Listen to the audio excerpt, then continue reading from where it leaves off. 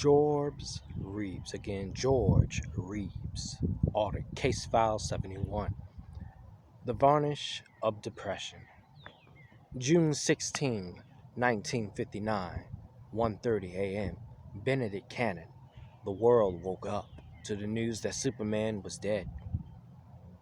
The official story: a depressed actor, frustrated by a failing career, went upstairs and pulled the trigger while his fiancées and friends downstairs drank.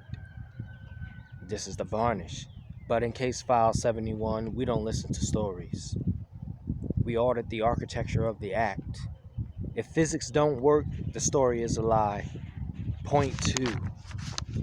The evidence of absence, the gun. Let's look at the weapon, shall we? A .38 caliber Luger, powerful, loud, messy. The LAPD ruled it a suicide, but they forgot to check the most basic tool of the act: fingerprints. There were 0 fingerprints on that gun. Think about the logic. Again, think about the logic. A man decides to end his life, picks up a heavy steel weapon, fires, and what? That is point 2, evidence of absence. The absence of prints doesn't prove suicide. Again, the absence of prints doesn't prove suicide.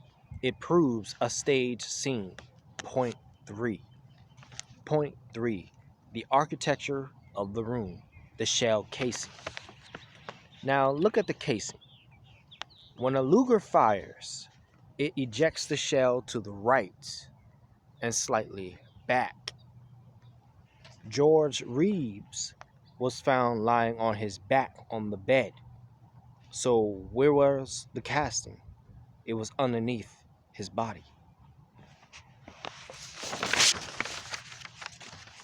For that shell to be under him, George would have had to fire the gun, wait for the shell to land on the mattress, and then move his body to lie on top of it. Logic says no. The architecture tells us the body was positioned after the shot was fired. Someone moved Superman.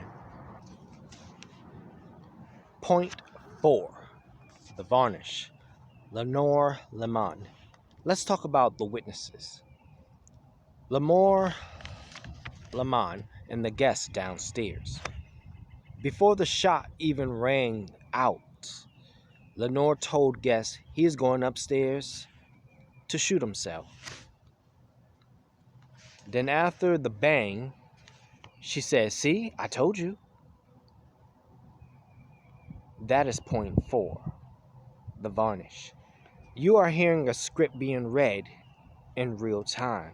She was setting the narrative to cover the fact that an intruder or an associate had access to that room. When people predict a suicide, they aren't psychic. They are providing tactical deflection. Point 5.